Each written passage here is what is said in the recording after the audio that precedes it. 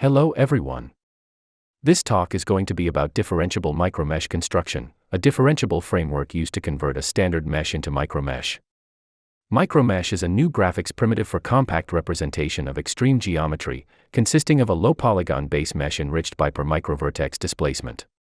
A new generation of GPUs supports this structure with hardware evolution on micromesh ray tracing, achieving real-time rendering in pixel-level geometric details. In order to facilitate the popularity of micromesh, we need to convert the existing standard meshes to this format. In this work, we present a differentiable framework to convert standard meshes into this efficient format, offering a holistic scheme in contrast to the previous stage-based methods.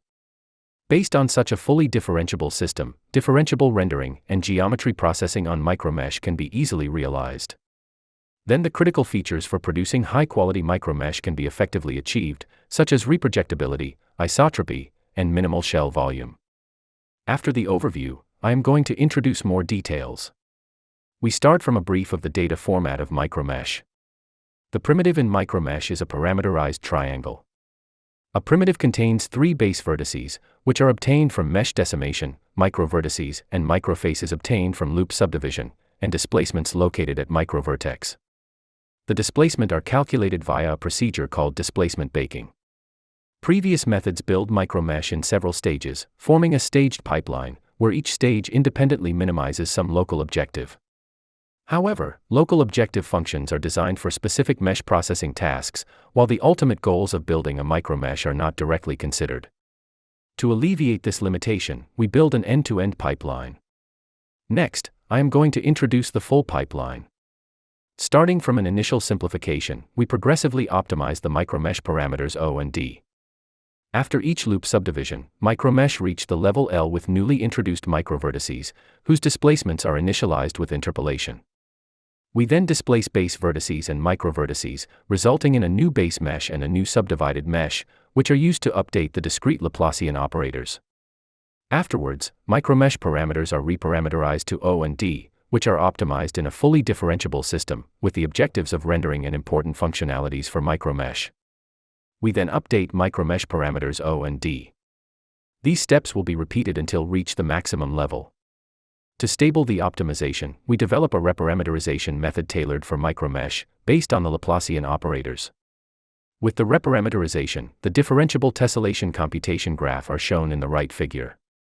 The resulting tessellated geometry shape can be subsequently used for rendering and computing geometry constraints.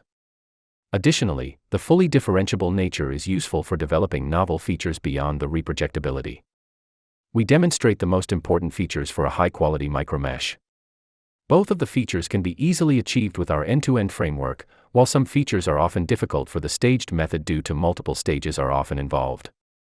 Next, we will demonstrate the experiment results in three aspects: performance, superior quality, and generalization. This page demonstrates the time breakdown of converting an extreme mesh to micromesh.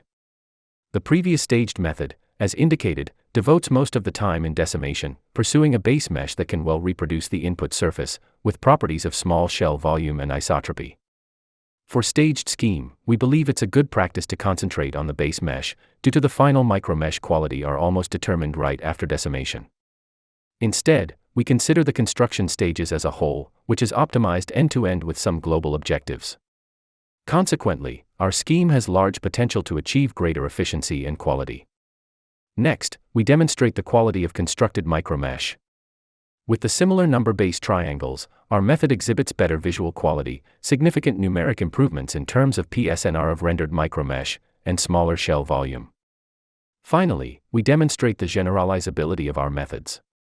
For meshes with different geometry complexity, our method shows stronger competitiveness as the geometry complexity increases. For different decimation ratios, our method also shows stronger competitiveness as the decimation ratio increases.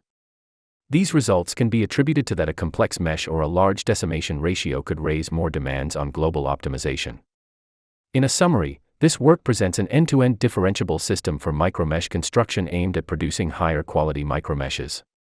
Furthermore, we expect that applications involving multi-stage geometry processing can potentially benefit from our system. That's all I want to introduce about our differentiable micromesh construction. Thanks for your attention.